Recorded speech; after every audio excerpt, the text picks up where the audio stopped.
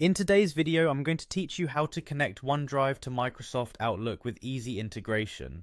This process is going to take just about 5 minutes, and I'll walk you through it step by step, providing helpful tips to make sure everything runs smoothly. First, you'll want to head over to zapier.com. If you already have an account, go ahead and log in. Otherwise, take a moment to sign up. It'll only take a couple of minutes, and once you're in, you'll have access to a powerful tool for connecting various apps and services. Once you're all set up, locate the automation section. This is where we'll be managing the process of linking OneDrive and Outlook. Next, find the option to try it. Click on that, and this will bring up the configuration settings you need to get started. This step marks the beginning of setting up the connection process using Zapier's intuitive interface. Now that you're ready to set things up, start with your OneDrive account. You'll be prompted to provide some information that will allow Zapier to access and manage your OneDrive files. Make sure everything you input is correct and verify the connection. A seamless connection here ensures your files are ready to interact with Outlook efficiently.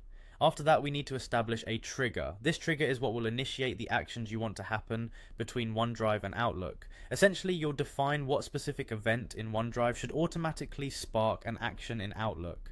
This could be something like a new file being added to a specific folder. Following your trigger setup, you'll need to enter or insert the relevant data. It's pretty straightforward, just populate the fields with the relevant information that pertains to what you're connecting. When prompted, enter the email addresses involved in this automation.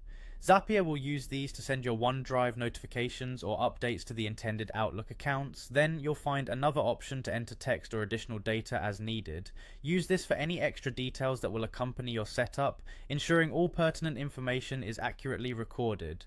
Once all the information is filled in, click Continue. This will lock in what you've configured and prepare it for the next steps with Outlook. For setting up Outlook, input any necessary email addresses and any data specific to Outlook's side of your automation. This might include details specific to your workflow or objectives within Outlook. Now, it's time to input the email subject and body text, how you'll want the message to appear when sent from Outlook. After that, once everything has been verified and you're happy with how it's set up, you can complete the connection by clicking on Publish. This indicates everything's ready to go live. Lastly, Zapier will confirm the creation of a trigger that effectively connects OneDrive to Outlook.